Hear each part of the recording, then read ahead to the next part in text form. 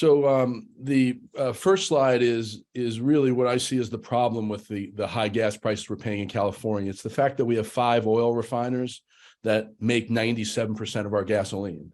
That's the fundamental problem with the gasoline market in California. And what it comes to is the next slide, which is the fact that this year we paid $2.60 more than the U.S. price for gas, which is an unprecedented delta with U.S. prices. And if we look at what environmental rules and taxes add to a gallon of gas, it's 69 cents, but we paid as much as $2.60 more.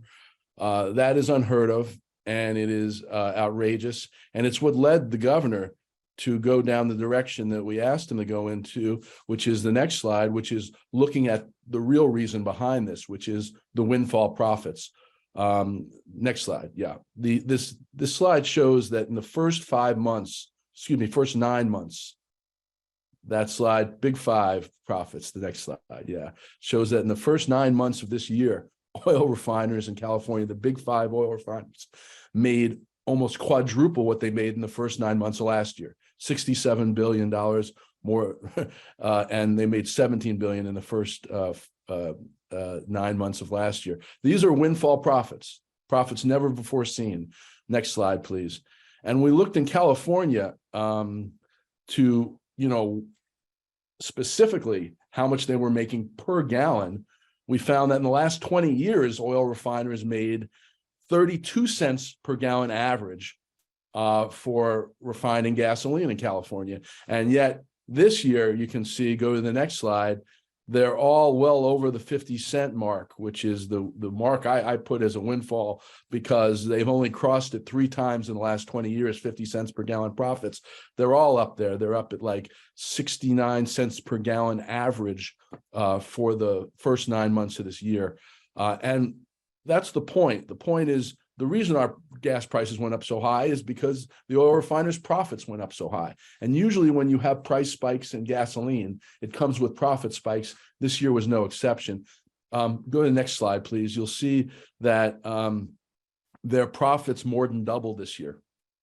From 32 cents on average over the last 20 years per gallon to 69 cents per average. And you'll see in the last quarter it was 73 cents per gallon, 86 cents per gallon. And none of the 4 refiners that are reporting profits, Chevron's the one refiner that doesn't report quarterly profits, have ever crossed the 50-cent per gallon profit margin, except this year.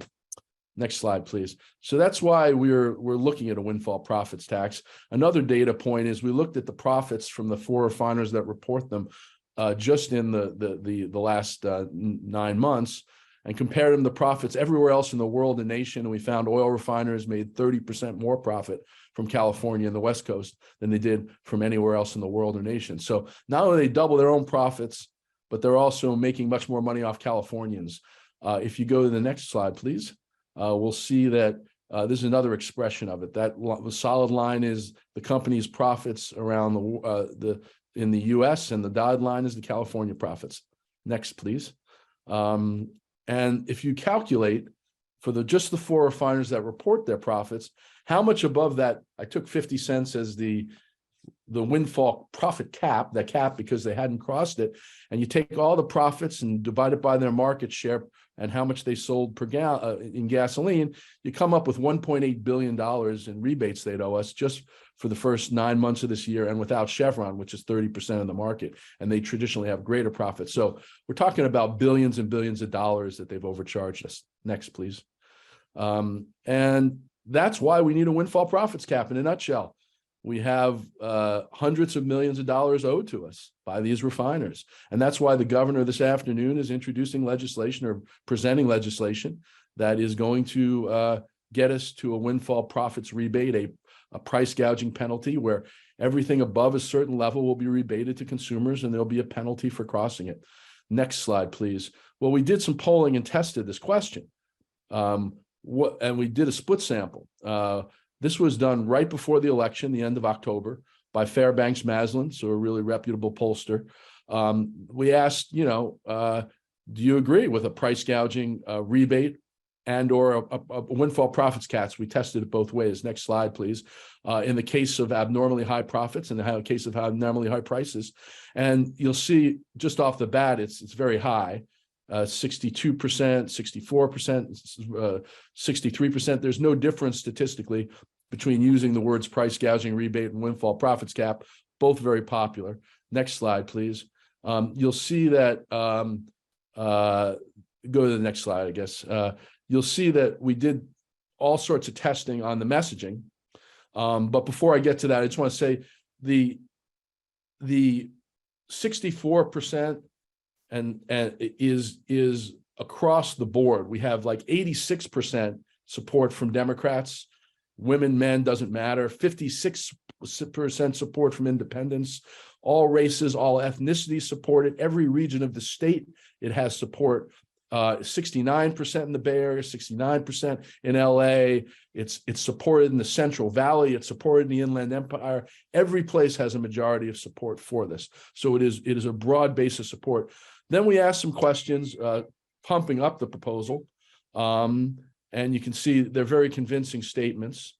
Next slide, please. And then we asked their questions. I think these are the questions that the oil industry will actually have. It's going to raise taxes. It's going to cost you more money with red tape. This was due to Ukraine and OPEC.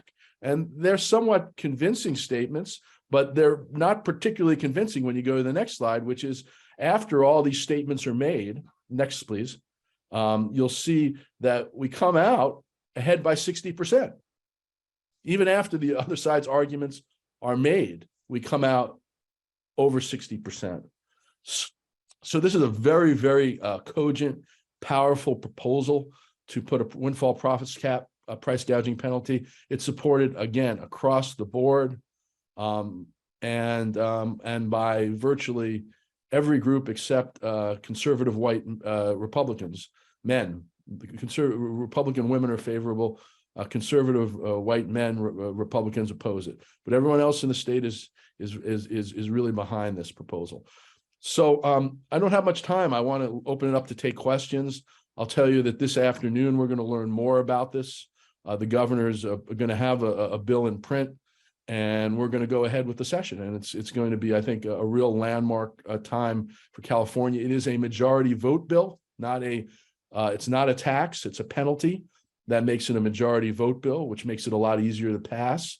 And the difference between a tax and a penalty is a tax takes money and puts it, in a state program. A penalty says you do something, you're going to pay a penalty. The penalty would then be rebated to the consumers in some formula that the legislature will determine. There is no determination as to what level that windfall profit cap is. I just assumed it would be 50 cents based on the reporting they do to investors per gallon. We're going to have a new law that's taking effect as of January, SB 1322 that Ben Allen authored, and we were sponsor of, that will require every month the oil refiners to report their profits per gallon monthly. And it'll be posted monthly, so we'll know what those profits per gallon are, and then we can apply whatever cap the legislature feels is appropriate to those numbers. So I'll take any questions if you'd like.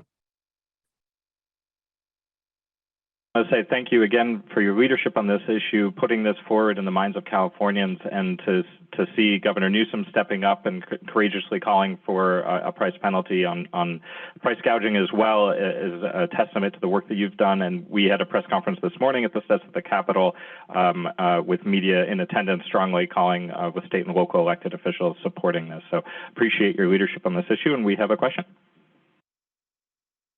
Just curious, why can't the California Public Utilities Commission regulate fuel prices? They already regulate investor-owned utilities for gas, natural gas and electricity. Why not just bring them into the fold and let them regulate profits and costs of gasoline and other fuels?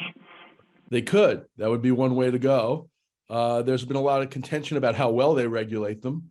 I think the idea here is we don't want the California Energy Commission regulating these companies because they're not a regulatory entity, but we do want them to be advisory on whether the cap works, it's too low, it's too high, have some input. But we think legislatively establishing it's the best way. So that's an automatic mechanism. It's not a proceeding. We don't need to go to a proceeding to see what they get. Also, you know, there's a difference between a regulated monopoly and what oil refiners are operating in this commodities market. And this proposal kind of doesn't bring them into the regulated monopoly market.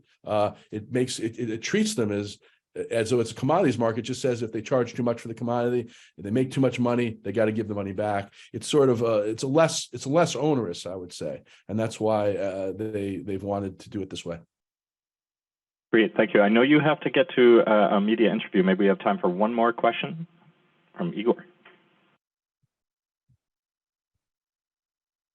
Amy, good to see you on this side of the screen. And my question is, I mean, closely related to this situation. You know, the fossil fuel industry is fighting everyday Californians by trying to referend the bill that was signed into law around 3,200-foot setbacks. Can you give us an update on do you think that they will be successful in collecting the signatures? And more importantly, since I think they have 2 weeks left to do it, and I have seen signature gatherers who get paid $10, $20 a signature, you know, spew off misinformation and disinformation, including in places like Richmond and San Francisco and Berkeley, our communities. What can be done to hold oil and gas corporations accountable? And what would be the best way if we see these paid signature gatherers to fight back with actual truth? The information I have today is they're actually finished with the collection of that, and the referendum is almost complete, and they will submit the signatures, which means they'll probably make the ballot. It's interesting, though, it works in conjunction with this price gouging penalty because, you know, they're going to argue we need to stop this limit on oil drilling because it's going to drive up the cost of gasoline. So the price gouging penalty is a counter to that. And it's possible that the oil refiners will referendum the price gouging penalty as well if it goes into effect, and then they would be on the same ballot. There's all sorts of permutations we really have to think about. But I think what's important to know is this windfall profits cap price gouging penalty is a necessary part of all the things we're doing to get off fossil fuels. Because without it, the oil companies are just going to keep raising the price of gas and raising their profits. And if they can continue to do that, they can effectively undermine all these proposals we want. This is kind of a command and control device. They want to try to play games in the marketplace, they won't be able to. So it's a necessary part of the other proposals. So I thank you for your time. Appreciate it.